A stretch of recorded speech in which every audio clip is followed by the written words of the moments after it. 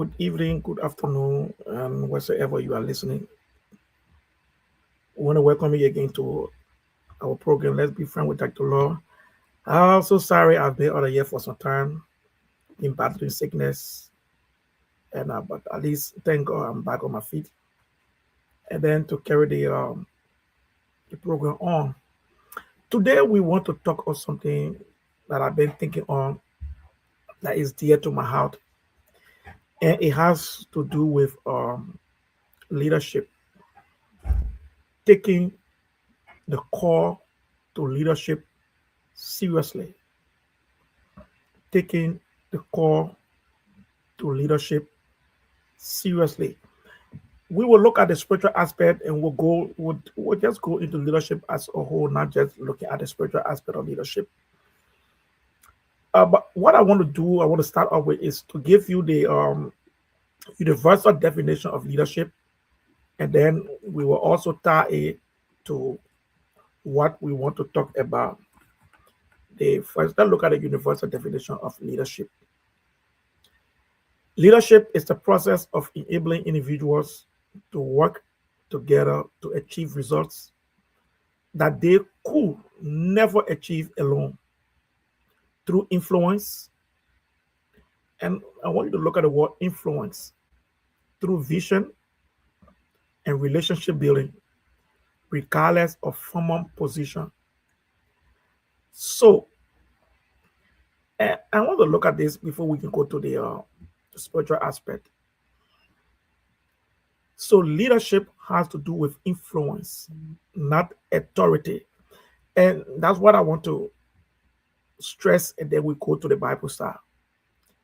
True leadership is about influence, shaping the thoughts and the behaviors and action of others so that they move in the same direction as you want them to move. Now, before you can have influence on people as a leader, first thing you must have is credibility. You should have that credibility. You should have that integrity. You should have a vision that you want the people to move with. And you should be trustworthy. So influence comes with credibility. It comes with integrity. It comes with being trustworthy. It's not just about the power. And that's the mistake most people make. Whenever we want to use authority as a leader, instead of using influence, we always cause disaster. Even if you can see that in our national leadership in our country, Liberia will look at that. If the leader will use influence instead of authority, we will not have all the rioting going on and all this stuff going on, because if you are able to shape the thoughts and the behavior and the action of others so that they move in your direction, you will have no need to use authority. The reason why we use authority is because we don't have influence. That's the only reason why we use authority, because we lack influence. And one of the core ingredients of a leader is to have influence.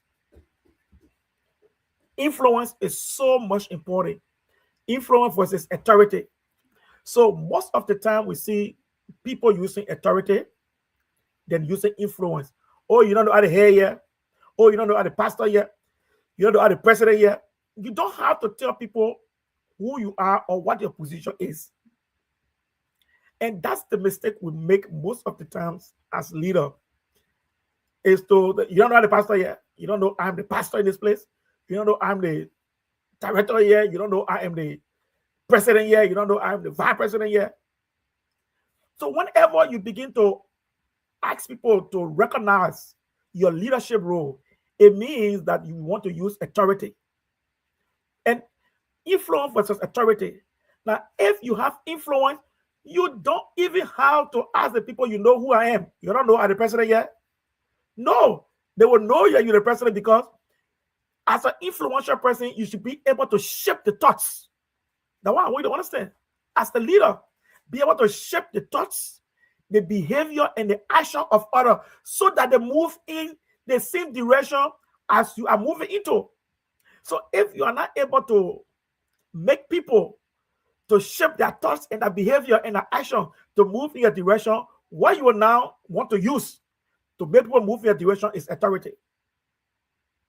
The way the only thing that will be in your arsenal now to use. Okay, I'm going to use authority. Then when we go back home in Liberia, you see the president putting police people, on the street, riot police and this and that and all this stuff is using now authority instead of using influence as a leader. And we see that every time, even in churches, pastor using authority instead of using their influence to lead. And whenever you use authority, people are going to obey. They are going to obey not because they want to obey, but because of the authority that you have.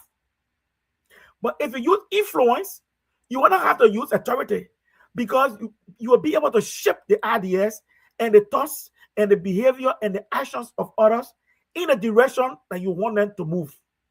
Very simple. But people will not be able to follow your influence if you lack credibility. The Bible says, let your nay be your nay, let your yea be your nay, your yea.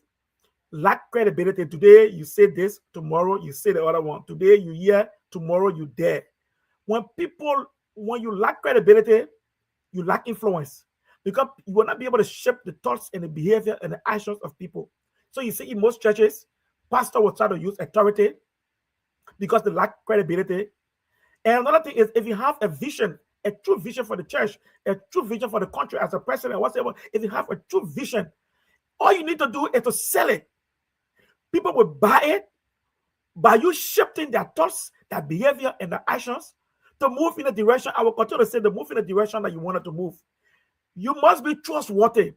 People must see you and trust you that you are able to carry them through that vision process or that vision that you have. Oh, this person is capable. They are able to make us reach to where he or she wants us to reach. So, but most of the time we use power to do it. We use authority to do it. And that's where we lost the mark. A true leader must have influence. You must be able to shape the thoughts of your people that you lead. You must be able to shape their behavior. You must be able to shape their actions so that they move in the direction that you want them to move. It's so much important. And let's look at this as we go on. Leadership produces 3 key outcomes. 1, direction. So as a leader, you should have a vision where you want your people to go, setting a clear purpose or a vision. Again, it hinges on your credibility of the person that's setting the vision. Your credibility counts. Your integrity counts. Your trustworthiness counts. And another thing is alignment. Ensuring people work together to meet that purpose. Again, people will only want to work together to achieve that purpose if you are credible as a leader, if you are trustworthy as a leader, if you have integrity as a leader, if you are honest as a leader. These are things people have to see in you before they can want to follow you, before they can want to buy in your vision, before they can want to buy in whatsoever that you are selling to them as a leader. Another thing is commitment. And from there, we're going to tie it to our Christian leadership. Commitment. So fostering that engagement and dedication. You can be a leader and you tell the people, say, let me 2 o'clock, and then you can't 6 o'clock. That's commitment. Again, people will not want to trust you if you start in that direction. And I was saying the things that will not be good for the hearing, but it's okay. It's okay. The truth hurts. But most of the time in leadership, most of us use authority instead of using influence. When you use authority, what you want to go through is not going to last than when you use influence. Because people will be doing what they're doing, not because they want to do it, it's because you have the power or the authority to make them do it. Now, people are going to work freely and move faster if you have influence on them, shaping their thoughts, shaping their behavior and their actions towards what you want them to do. Your vision is so much important. And then it leads us to what we call, as a Christian, we should be a servant leader. Look, the Bible calls for servant leadership. Jesus, who is our role model that we preach about, foster servant leadership. This call to be a servant leader means we should not seek power, but rather strive to uplift others. But most of the time, we go for power. Being a servant leader encourages us to serve with humility, reminding us that our effectiveness stems not from our authority, but from our desire to love and support our fellow brothers and sisters in Christ. And it's so much important. So much important. In Mark 10:45-43, it reads, it said, not so with you. Instead, whoever wants to become great among you must be your servant. Jesus was speaking. And whoever wants to be first must be slave of all. For even the Son of Man did not come to be served, but to serve and to give his life a ransom for many. So what Jesus was saying was that, look, in order for us to lead and be influential, we must be able to be a servant leader. In Christendom today, it's hard. All our pastors want to be bosses. Everybody they get 5 security around them.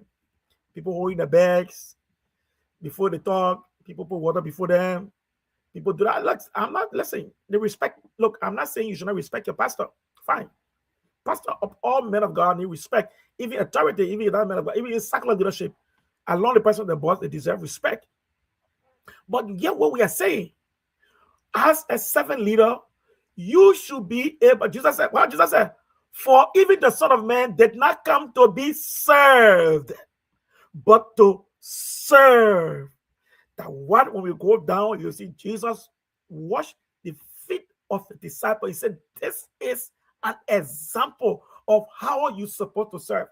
Philippians 2:3-4, Paul said, do nothing out of selfish ambition or vain conceit.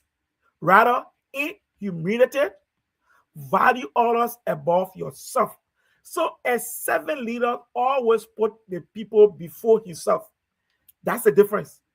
Not looking to your own interest, as Paul said, for each of you to the interest of the other. To a servant leadership, put the interest of others first. Jesus came to serve first, putting the interest of the people that you lead, making it paramount. But even in our national leadership, when the person becomes president, the first thing the person do is start to build a house. That's the first thing, right? So instead of you even trying to serve and make the people life better, you try to make your own life better first. And Zanakumi always says something, and people look at it and say, look, a leader eat last. So if you listen to that, you know, it may not sound good in your ear, a leader eat last. But that's servant leadership. Servant leadership put the interests of the people that you lead first. Then your interest will be the number last. It will get number last. It should be the last. But most of the time in Christendom, in national leadership, what we see happening is that instead of people putting the interest of the people first, they put their interest first, want to eat first, and want the people to eat last. And if you want to eat first, we eat all and make the people to starve. And that is the problem. Why is always a leader eat last? It's not about corruption. It's not corruption. But in other words, it's saying, look, always put the people you come to serve, put their interests first. Make their life better first. As Christians, the people that we lead, put their interests first. Put their salvation first. But nowadays, we put the money in front, even the salvation. We put the money in front, even the salvation. You know, a lot of every church, money. that even salvation, salvation, salvation, salvation. And that's our problem in Christendom. Even that's our problem in national leadership. Okay? Instead of putting first thing first, we put first thing last. So a servant leadership has to do, listen, Mark 10:43. Jesus said, for even the Son of Man did not come to be served. Instead, but to serve and to give his life as a ransom for many. Paul told the church of Philippi, said, look, do nothing out of selfish ambition as a leader or vain conceit as a leader. Instead, rather, as a leader in humility, values others above yourself, which is hard to do, which is how it's hard to do today in Christendom. Not looking to your own interests, but each of you to the interest of the other. To the interest of the other. Now, if we're able to do this, it will help us.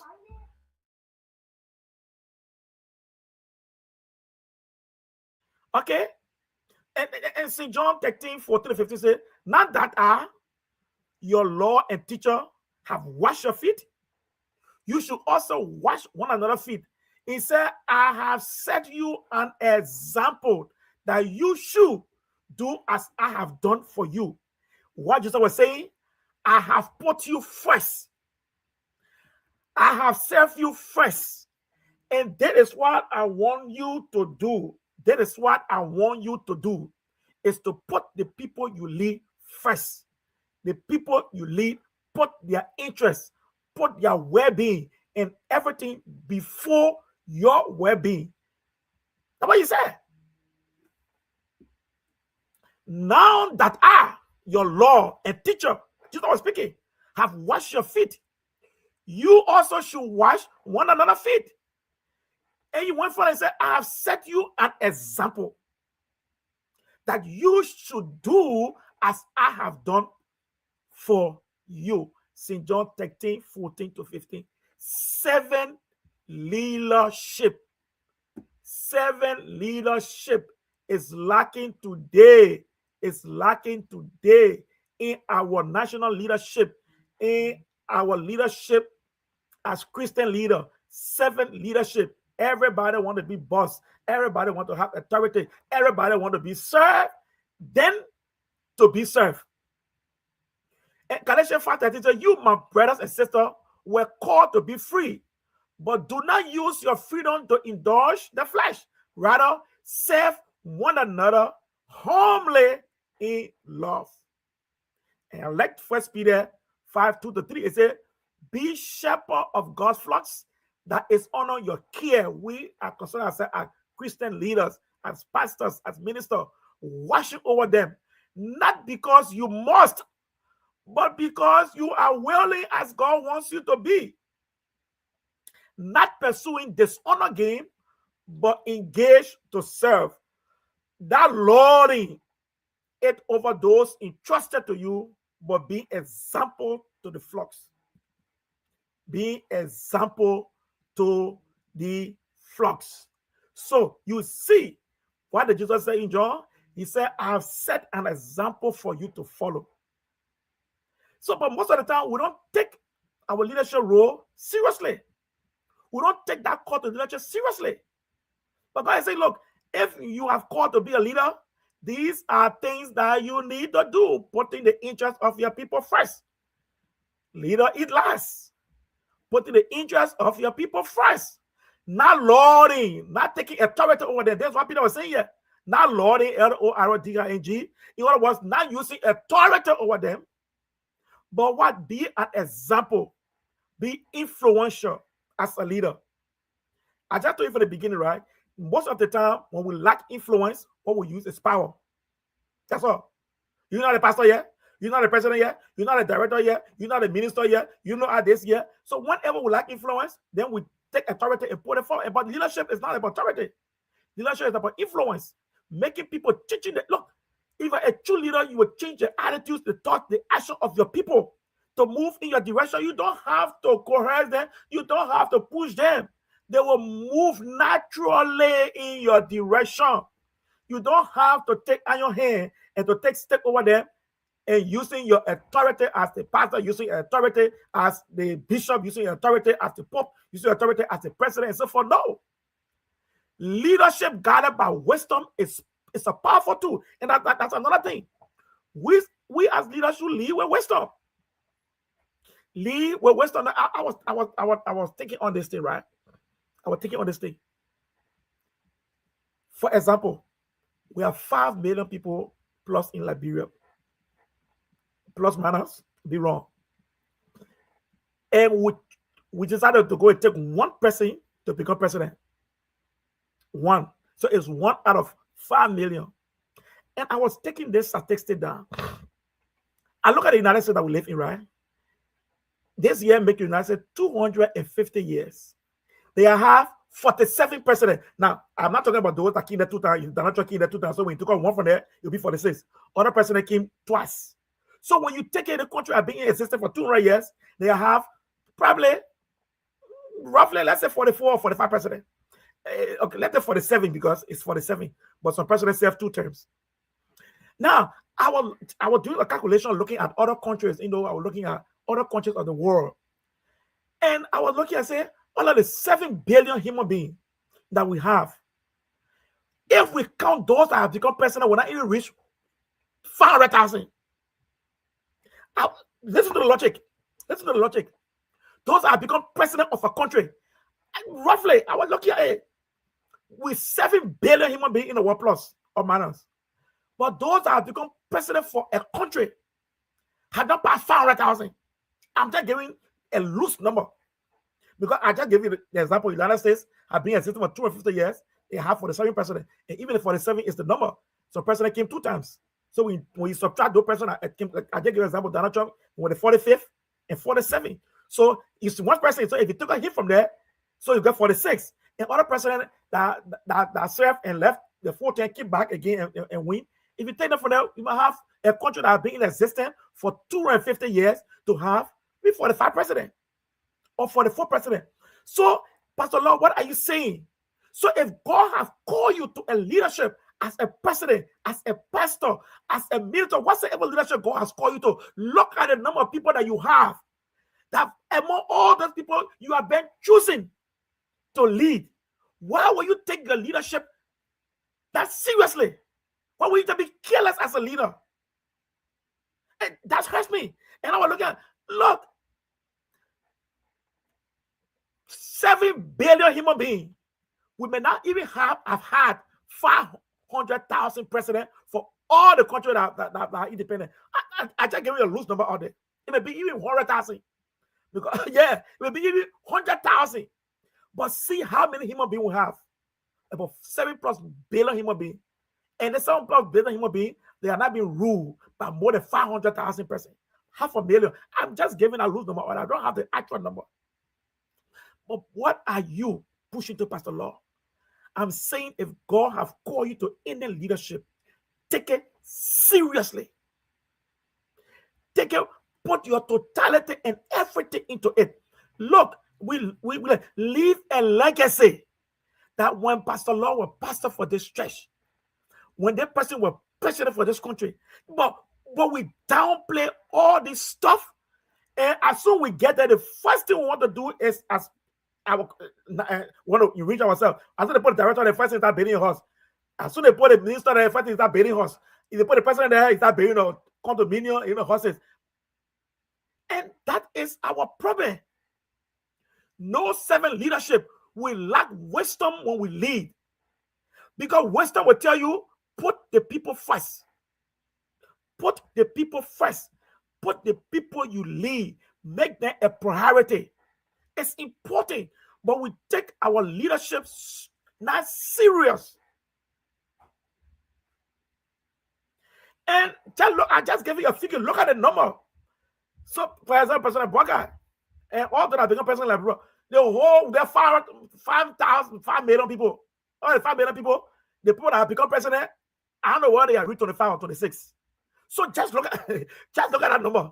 You get 5 million, and those that have become president have not passed 30.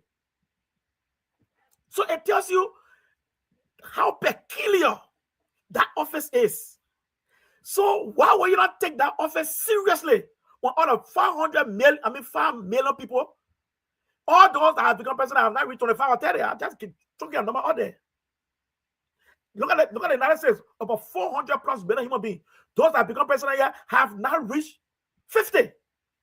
So just look, take other countries, look, and see how when you are called to leadership, whether the people call you to leadership or God has called you to leadership, how you're supposed to take that role, play that role, play it as if to say you will die tomorrow. But we are so careless in our role as a leader, all because we lack wisdom. And when I was thinking of the thing, I'm like, really? We get 5 million plus people in Liberia, and all those that become president in Liberia, we are going to 178 years. All the 178 years, only, I'm still being corrected. I don't know whether we have been 25 or 30 president. Out of 175, America this year will be 250. She has had less than 50 president. So it just tell you how, as a leader in that position, the pastor, the head pastor, and the bishop, and the pope, and the president, sit down and think on how many presidents have ever become president in their life, all the 7 billion human beings for all the country.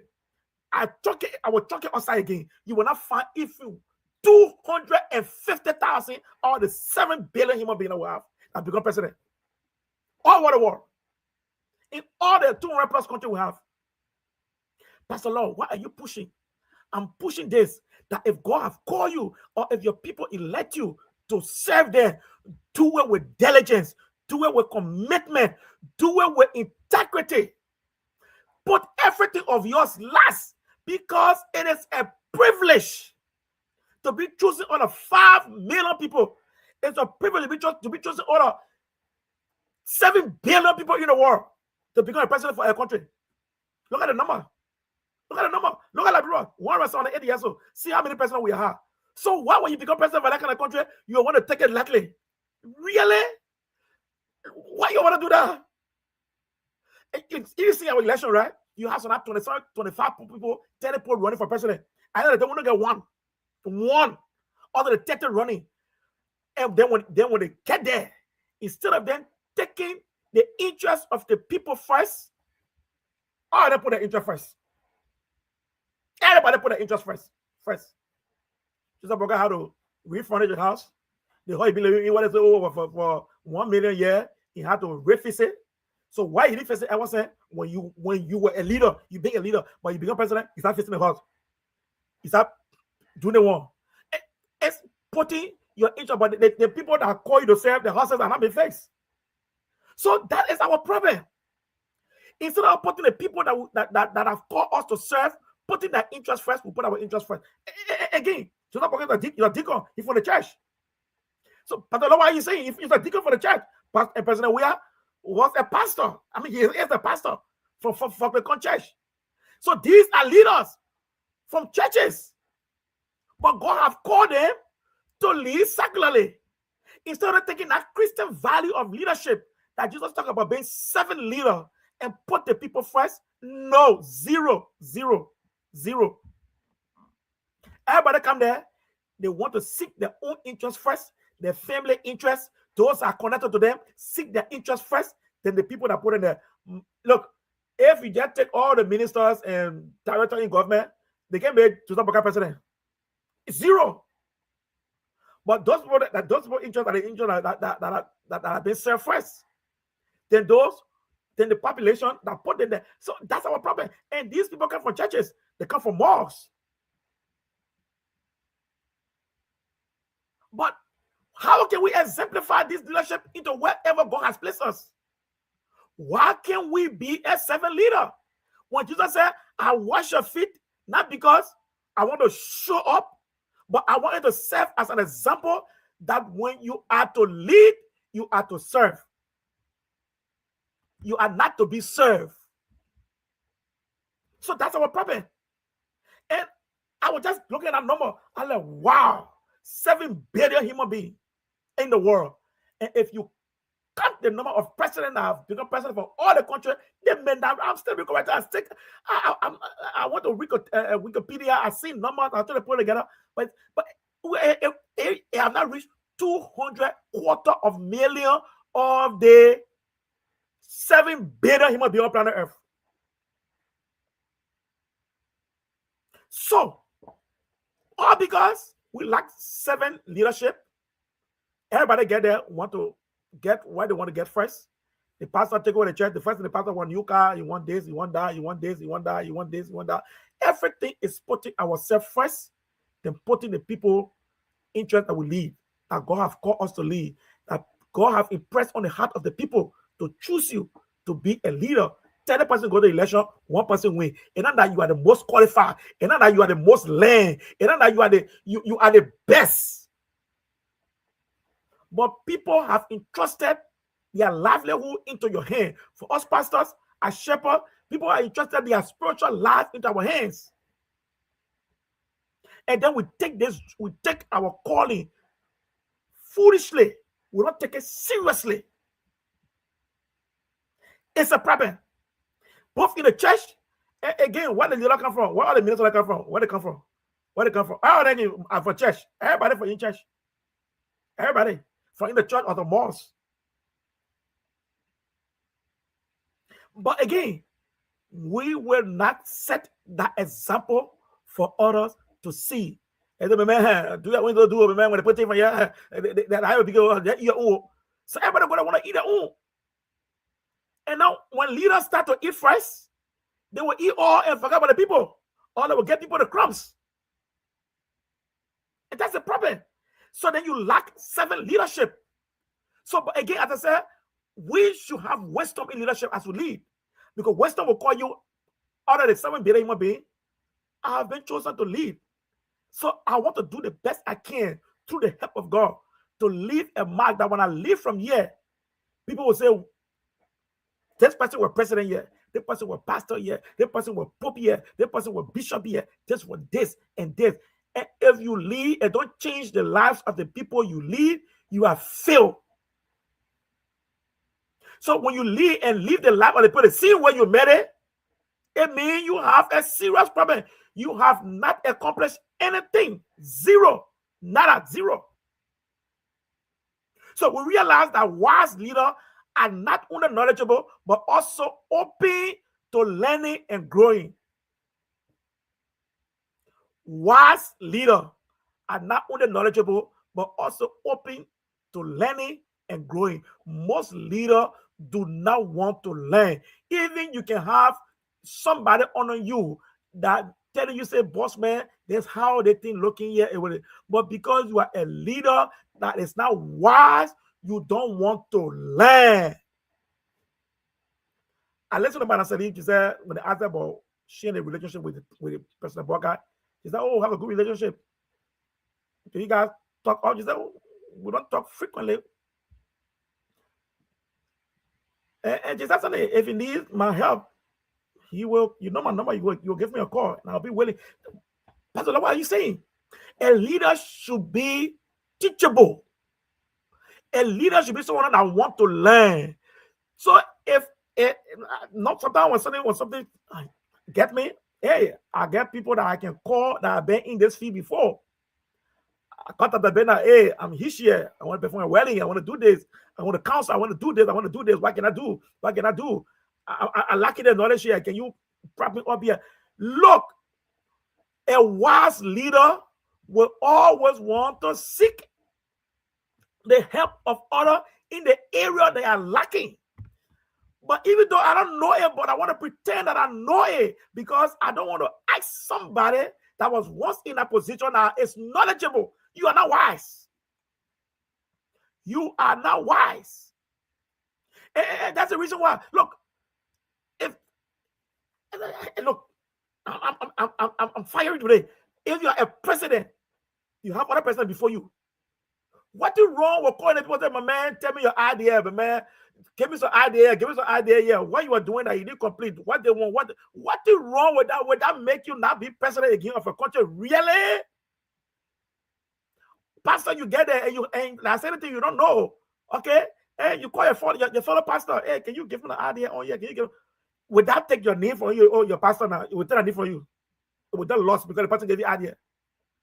Look, the best leader in the world are people that are willing to learn and grow. That people that are willing to consult their past leader or people that are above them that know that have been there before, that have wisdom. Simple. Those are the best leaders. Wisdom allows us to do what? To navigate challenges. It makes us make sound decisions.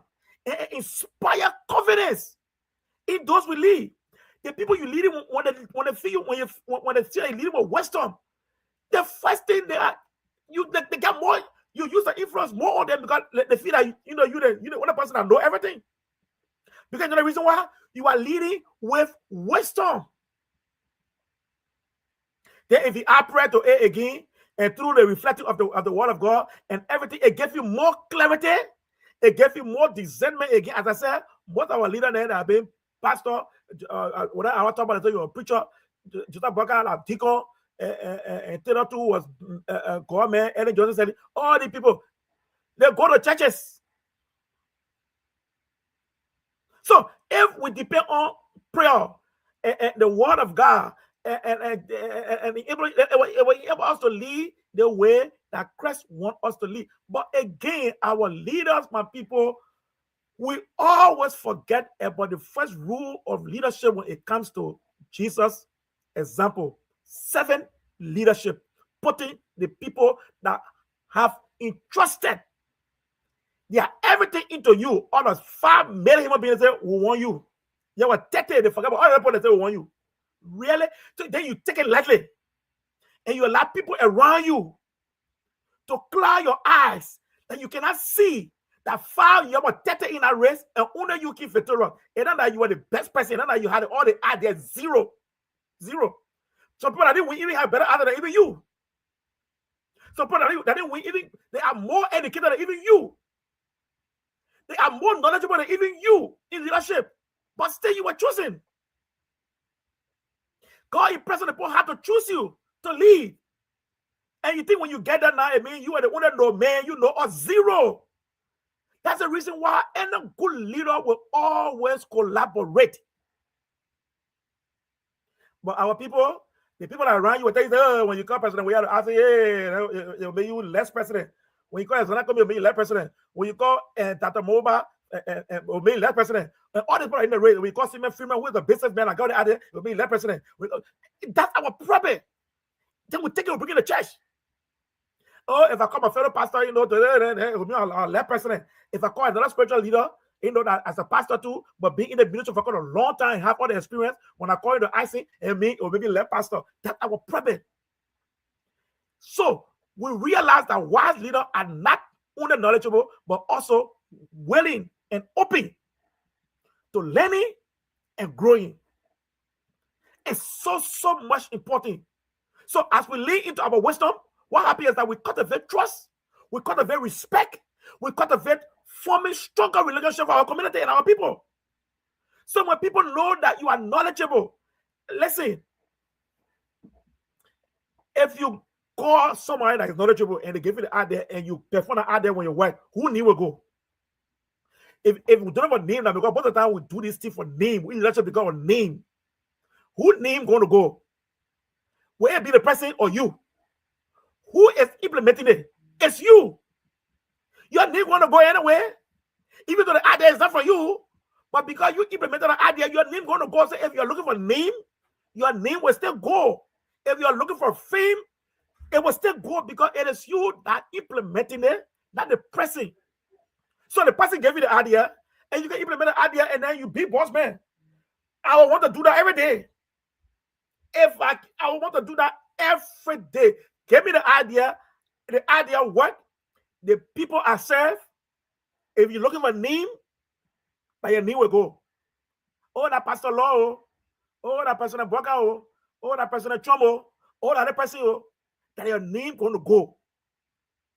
Proverbs 11:14 says, for lack of guardians, a nation falls, but victory is won through many advisors. Not just the people you handpick and put around you. because they will never tell you the right thing because they don't want to be fired. But people that you don't employ, that are not afraid to be fired, that the people that you seek advice from, because they're not afraid to be fired. But the person get advice, oh, your cabinet is running.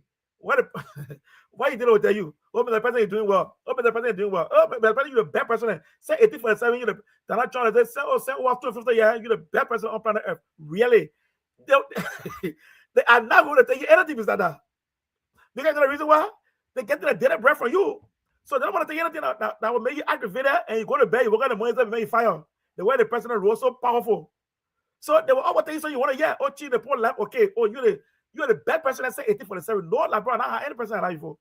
Oh, Pastor Lord, you're the best pastor in the church. Oh, the church was founded 10 years ago. We don't have any pastor. Oh, you're the best pastor. But Proverbs 11:14 says, for lack of guidance, the nation falls. But victory is won through many advisors. So if you call people that are not in your circle to advise you, to seek advice from them, they will give you the right advice because you know the reason why they are not in your pocketbook. They are not there. They're not on your salary. You can't work in the morning and fire them. So they're going to give you the right. But I don't know why. What of a president? I don't know why they can think on these things. You think that, man, where you paying, where you sell happy. You say, I take Kofi who to be my advisor on national security. Kofi will going to tell you anything. Anything different than what you want to hear. You think so? Oh, I took the man on the other advisor here for economic affairs. Even when the economy is going worse, the man will tell you that the economy is okay, but the president is sleep. Everything okay. The red are $2. They want to test it. Everything okay. Relax. Don't mind the problem lost, man. Then at the time you hear the president saying, when you go into your area, when you pay the door back in, don't listen to the door, just go. because the advisor that advising you, that what they telling you, but the president, that door back in, and so you don't mind the door back in, don't mind the door back in, just go and reach the way you want to go and reach. That's our problem today. That's our problem leadership. We don't want to take criticism. We don't want to take good pieces of advice. We want to rely on pieces of advice of the people that are right in our cycle. When the people are on our payroll, we handpick them. We can wake up in the morning and say, move from here, and they pack the load to go. And you expect that man to put his own livelihood on the line to tell you something contrary from what you want to hear. You're not going to do it. That's the reason why you seek outside advisor. They are not on your payroll. They are not on your nothing. So they are not afraid to tell you the right thing. Mr. President, the people are suffering. When you don't do this, you don't do them, Mr. President. That's the reason why the opposition are there first. But when the president came the fifth time, the boy asked, the opposition say, the opposition say that they were not cool. Like nothing. They say, repeat. And the president said, what they will say in opposition. So if we come to leadership with that kind of mentality, then we are bound to fail. We are bound to fail the people that have put their trust in us. Because as a leader, you are a twin mother, not just for the people that have voted for you, for even the people that say, I trust that you could lead me. They're well now. You need to prove to them that they make the wrong choice for voting for Peter, they voted for John. He said, I will tell you that I was the right person, but since you don't trust me, I will make you to gain that trust and confidence in me. I don't know what they can blind our leader. I know that the opulence and everything that comes with that leadership role, when people see it and they get blinded, and common sense, common wisdom will just lost. Lost. I'm on fire today, and I will continue this next week. It just lost. But we have to be able to look at our leaders in the face and say, look, that is wrong. And the only person I will tell you here is people that are not in your cycle, people that you don't handpick to pay, people that are not on your payroll. The man on the payroll will not tell you anything contrary from what you want to hear. It's not possible. Where in America we see the natural cabinet. They will always tell you something what you want to hear. That's it. But if you really want to hear the real thing, it's to go outside your cycle. And who are the people you call? You're not your calls come on, man, Pastor Lord. No. You have other opposition leaders that are there that you can call and say, look, I know you're opposition leader, but tell me honestly, what are you hearing out there? And if the opposition leader really have the country at heart, they will tell Mr. President, Your people telling you this, but there's a reality. There's a reality because you're president now. You're not just president for people that voted for you. People that didn't trust you. You become president for them also. So you take both of them, the two groups, those that voted and those that didn't vote. Their well-being in your hand. Now what make it a 7? Jesus didn't say, "Oh, July, I want to watch your photo because I know that you don't want to send me. You don't want to send me. So me, I want to watch your photo because you don't want to send me. So I want to do the. You have a position. Who said you said no? But he served everybody, and that's something that we should take on as a leader. Wisdom. And I like the way Prophet put it. Prophet said, "Victory is won for a nation if you have many advisors." And I want to quote the advisor and other people that you handpick. Don't depend on the advice. People that you pay, don't depend on the advice. Men are in the car with you every day. You're going everywhere, flying, playing. You're enjoying all those luxury. He's not going to tell you anything that will make you to fire him. It's not going to happen. It's not going to happen. Zero. But when you go outside that circle, and as leaders, church leaders, the same thing. People that will handpick, they're not maybe afraid to tell us what's going wrong in the church. Be afraid to tell us. Because we feel like, oh, okay, I will take my leadership. I will take from this. But we go outside. Like, we have our general meeting, our financial meeting. And you always ask people what you think. Not just the leaders. Have a leadership meeting. They don't tell you all the good thing. But how many people that you leading? Those that are in leadership. James 1:5 says, if any one of you lack wisdom, you should ask God, who gave generously to all without finding fault, and it is given to you. Proverbs 2 says, for the Lord gave wisdom, for his mouth come knowledge and understanding. And Psalm 37:30 says, the mouth of the righteous utter wisdom, but their tongue speak what is just. The law of their God is in their heart, their feet do not slip. Another one that I want to come to as a leader is encouraging others. And one thing that I see in leadership is we only encourage people that are in our cycle. So as we step into our leadership role as leaders, we are often called to be source of encouragement for all. Through uplifting words, our actions, we have the incredible opportunity to inspire those around us. Now, when we encourage one another in love, we foster a sense of teamwork, and it is important to recognize the achievement and efforts of others. I wish most people, everything, one person want to take the glory for everything. When lives, you see churches, they recognize ministers, that have been working, they recognize them, and everything is, again, the president, all the award go to the president, all the award, everybody get award, go to the president. You get award, but even the person that's sweeping, making the place to look good and clean for the president to go. How many times we ever sit back and say, we need to recognize that the player is clean because somebody is here at the janitor, sweeping the place every time. And those are things that don't clear our mind, right? Because we get an air conditioner car, air conditioner office, air conditioner house, everything, air conditioner plane everywhere. We don't think on those that are doing the little things down there. How many times as leaders, we recognize those that, quote unquote, are not doing the job that we want to do? How many times we recognize their effort? How many times? So even if they talk about putting money up, another generator money can that are shipping they care. You don't want to make the way it's going to be because you know why? You're not important. And that is the problem in leadership. Every one of the people that are placed under your leadership should be important. Should be important. That's our problem. Everyone placed under our leadership should be important.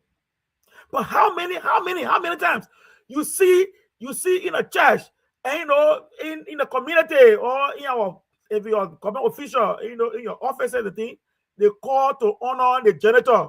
The janitor. I can wait down. The man is every day to go buy a food. Like bro, man. That big show. My man go back, go my food. Go in the supermarket, buy that one, bring it to me. The man are opening your door every time, opening your door. Going to you, opening your office door for you to go in, opening your car door. How many times we encourage them? How many times we recognize their achievement, their effort they are making to open that door every day? To clean our office every time. How many times we recognize it? How many times? You know the reason why? Those people are considered as plebeians. We don't have the time. Zero.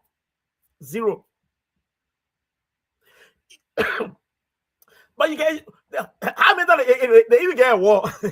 How many times they tell the person when I brother when America here they can get a piece of water go back. So how many times you will test a director for la brother say Mecca? Because you can sweep good, you can map the floor good.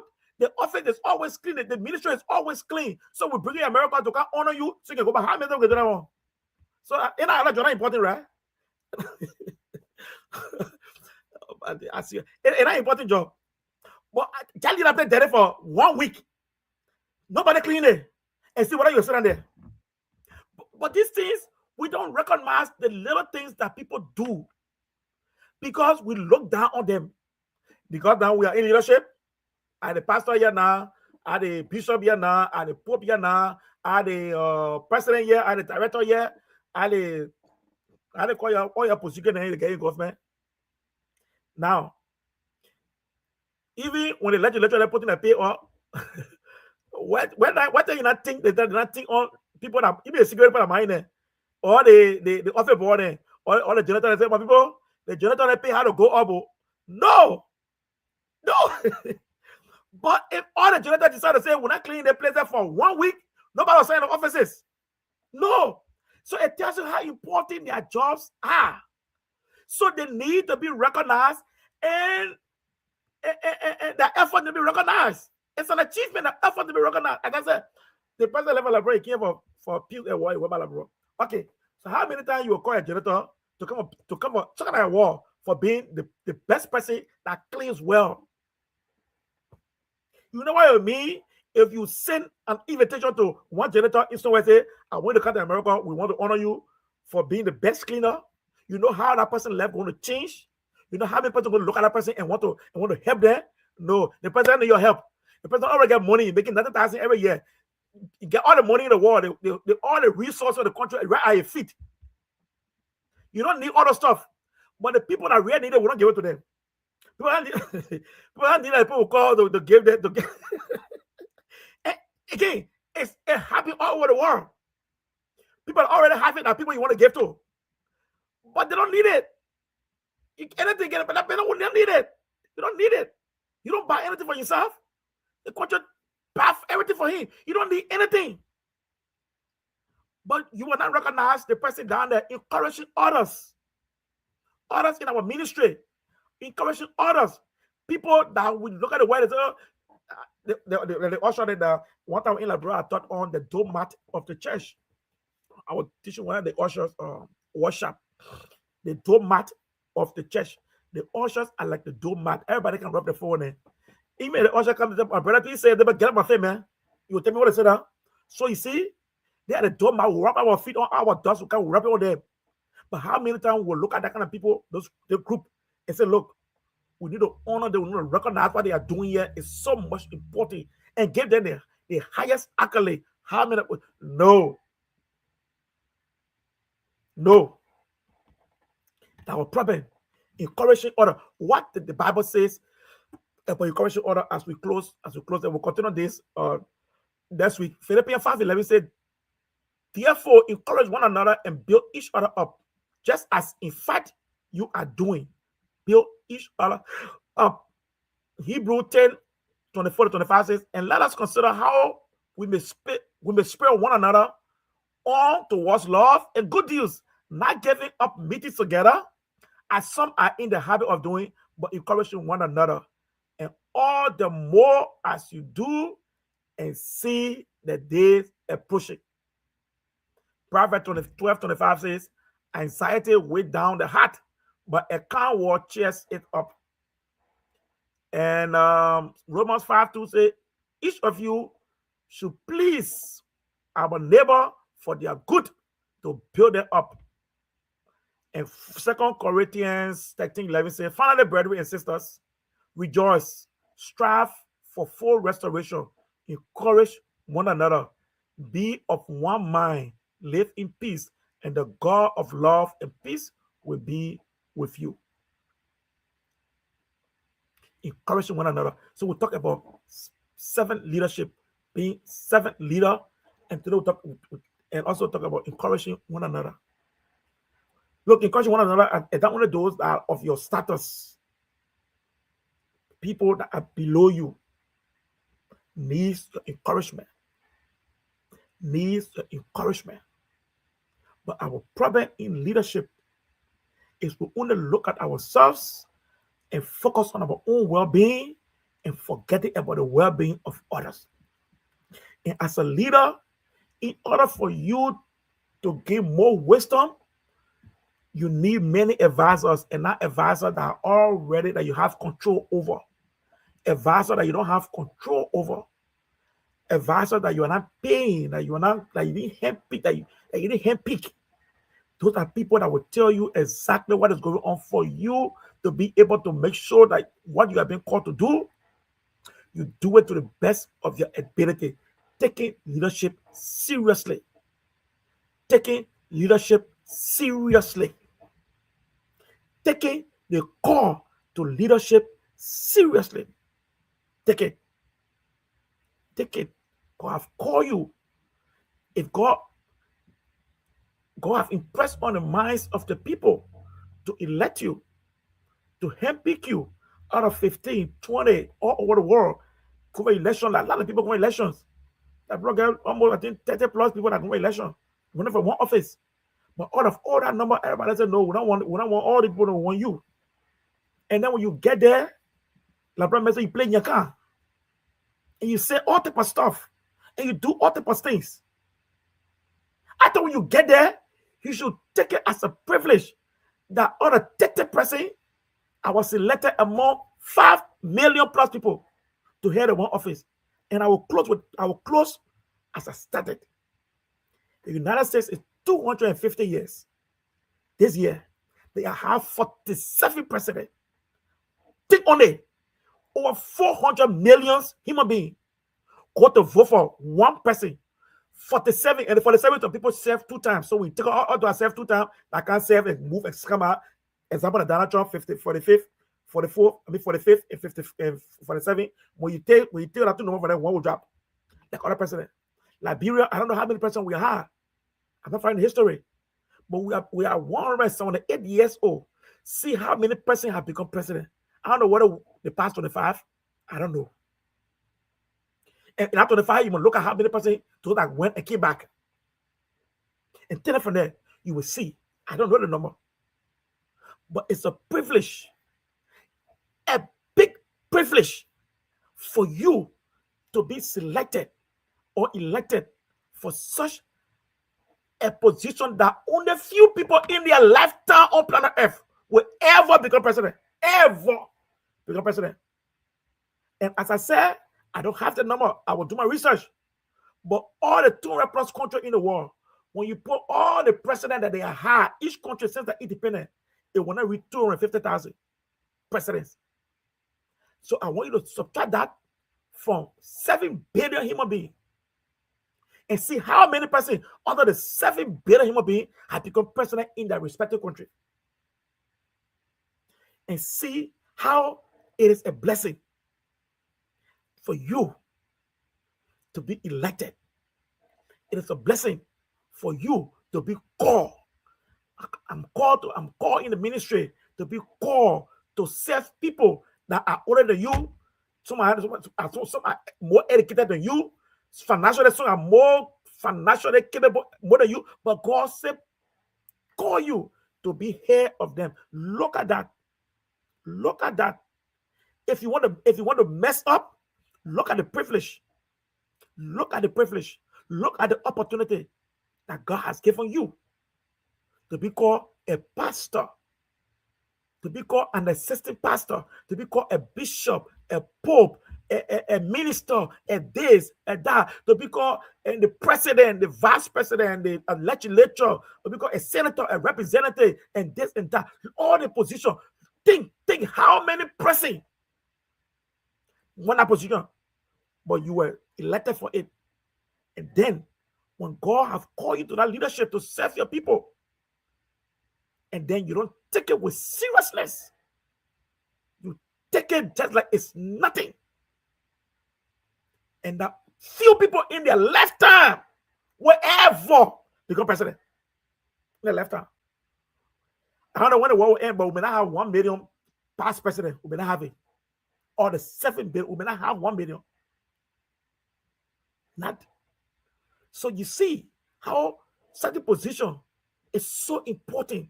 And when you get there, you play fun. Take whatsoever God has placed you over, whosoever God has placed you over your role in leadership, take it seriously. We'll start back today, we'll be continuing next week. Take it seriously. Taking the call to leadership seriously. Take it seriously.